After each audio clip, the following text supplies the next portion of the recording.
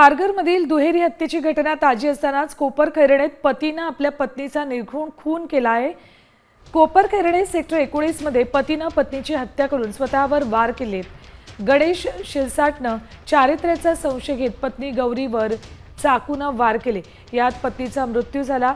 जखमी पतीवर मुंबईतल्या जे. जे. रुग्णालयात उपचार सुरू आहेत। आरोपी पतीनं मुलांच्या समोरच पत्नीची हत्या केली।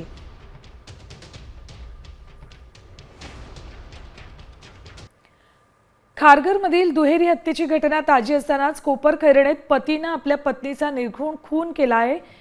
कोपरखैरणे सेक्टर 19 मध्ये पतीनं पत्नीची हत्या करून स्वतःवर वार केले। गणेश शिरसाटनं चारित्र्याचा संशय घेत पत्नी गौरीवर चाकूनं वार केले। यात पत्नीचा मृत्यू झाला।